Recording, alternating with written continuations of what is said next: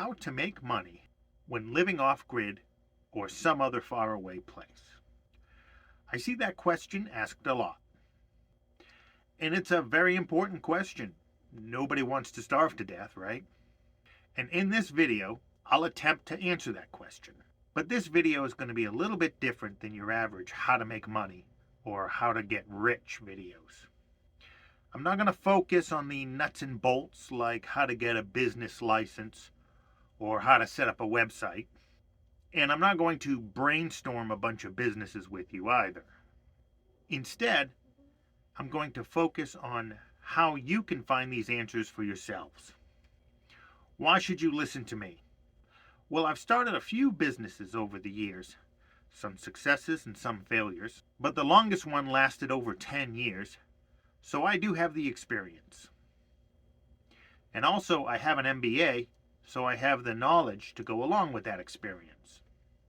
Also, I'm currently working on building my own source of off-grid income, so all these questions and answers are very fresh in my mind. So keep watching as I share the most helpful and useful information that I can. My name is Joe. I bought 5 acres of raw land in the high deserts of southern Arizona, and I'm building an off-grid homestead. Welcome to my channel, Off-Grid Solitude. Please like and subscribe if you haven't already, because it really helps out the channel.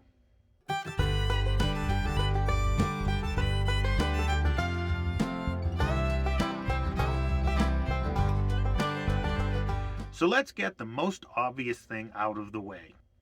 Probably the easiest and simplest way to make money is to get a job. Of course, that's probably not a good option. If it was, I wouldn't be making this video. Usually there's either no jobs around, or the commute is so big that it doesn't make it worthwhile, or you just can't find something that's going to work with your schedule and other responsibilities. But it's worth looking into. Give it some due diligence. Play with the numbers a little bit. Just how far would a commute be, and just how long would it take? Could it be worth your while if you were absolutely desperate? Come up with the answer for yourself and make sure you're convinced, because self-employment is not easy.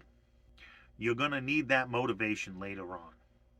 A job with a large corporation like retail or fast food is pretty soul-crushing, and it's easy to cross that off our list right away. But don't forget about smaller jobs. Take a look at small local businesses. The working conditions might be a little bit more reasonable there. Maybe a local feed store or gift shop. And maybe you don't need year-round employment. There are lots of seasonal jobs like working at a resort or helping a farm out during the harvest. What about informal jobs? Odd jobs here and there, helping a local business out now and then. It's worth looking into, asking around a little bit. You might get lucky. If the job hunt doesn't work out, the only other option is self-employment. But what kind of self-employment? Well, the first thing you can do to narrow it down is look into rules and regulations. But knowing what you can or can't do or sell will help you narrow it down right away. Now that that's out of the way, businesses fall into 2 categories: services and products.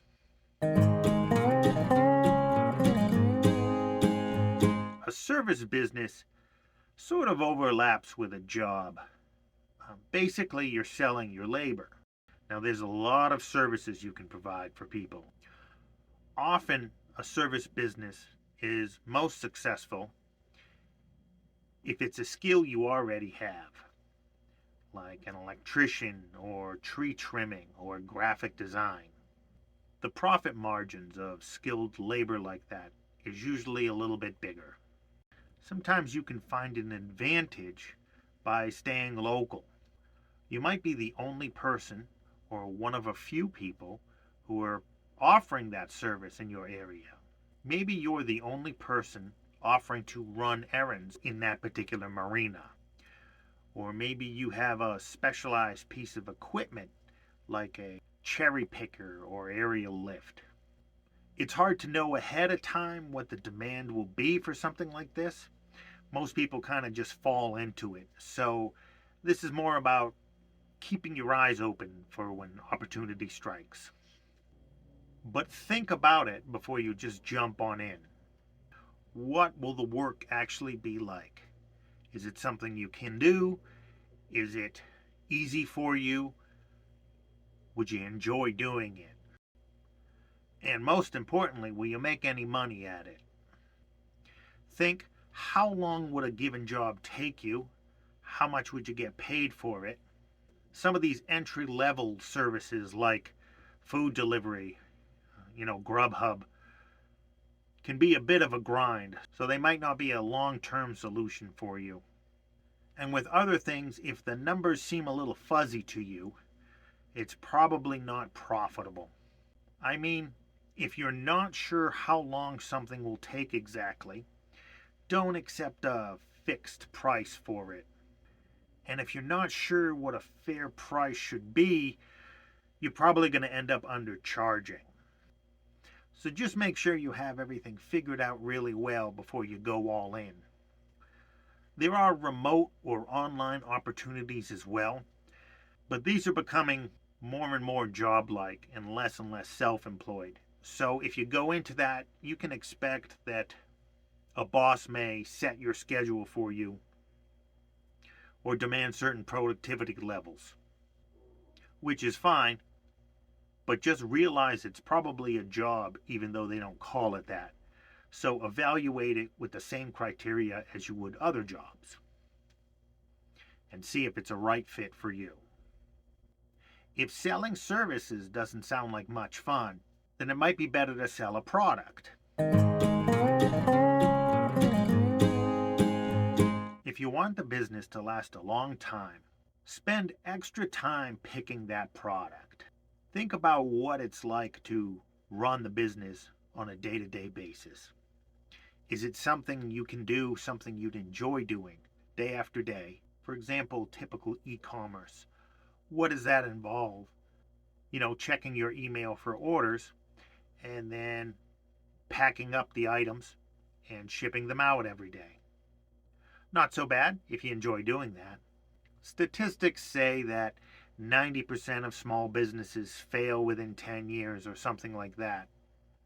But do they really fail because of bankruptcy, or maybe the owner lost enthusiasm and either closed shop or just let it slip? They decided they didn't like it and moved on to something else. So think long term. You don't have to jump on the first idea that comes into your mind. Take the time to find something that fits in with your lifestyle. A first step of the evaluation could be just looking at the scope of things. Let's say you need to make enough money to replace a minimum wage job. Will be about $20,000 a year. Well, I enjoy raising my chickens, so I think maybe I can sell some eggs. Well, let's say I'm able to sell my eggs for $10 a dozen. Not easy to do, but let's say I can. That's still 2,000 dozen eggs a year, or almost 40 dozens a week. And that's not figuring in the cost of feed and care and other expenses. So let's double it, say 80 dozens a week. That's a lot of eggs to sell at the local farmer's market. Might not be practical for a one-man operation. And that's why reselling products can be a lot more doable than growing or making your own. It can be pretty easy to do. Take a very common product and just add your own unique spin to it. For example, a t-shirt business. Blank t-shirts are very common, but you add your own special graphics to it and it becomes a unique product with very little competition.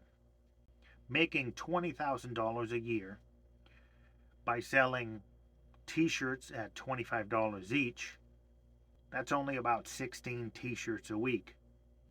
I think that's doable for one or two people. We can repackage products as well. For example, a desert hiking kit.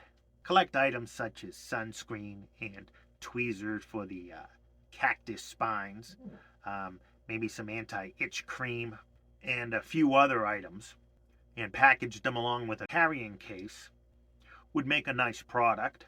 Individually, each of those items is available everywhere, but only we would sell that particular kit. That reduces competition, and assembling a couple dozen kits a week is also pretty doable. Flipping items is also a viable business, and that's basically reselling products.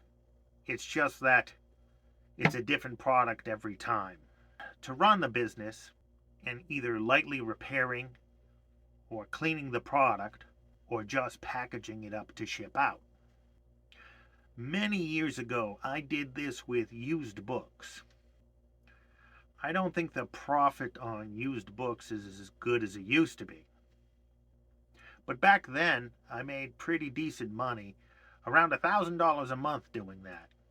I'd have to package and head to the post office to mail out about 10 to 20 books a day.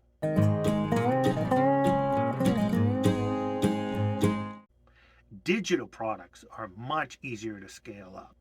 They are created once and sold many times. And sometimes the sales process can be almost completely automated, and you just have to be available for customer service. Under the same heading of digital products, we can include affiliate links and other commissions. You must have seen YouTubers sponsor products all the time. But profit margins are a lot lower with commissions, so a very large audience is needed to make a significant amount of money with that. Let's start small to minimize the risk. The product may not sell well, or we may realize we just hate it after we've sold a few of them. We don't want to be stuck with a garage full of unsold product or equipment we can't use. It's easy to upgrade once the sales start coming in, so there's no need to rush to spend money you really don't have yet.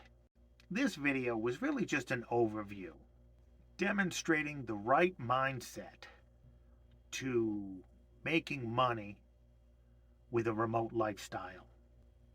If you're interested, I can follow up with more detailed videos going into the nuts and bolts of it all. Maybe I can even offer a digital guide with forms and templates and list of resources and things like that. And maybe you can too. Well, thanks for watching. I look forward to all your comments, and I'll see you in the next video.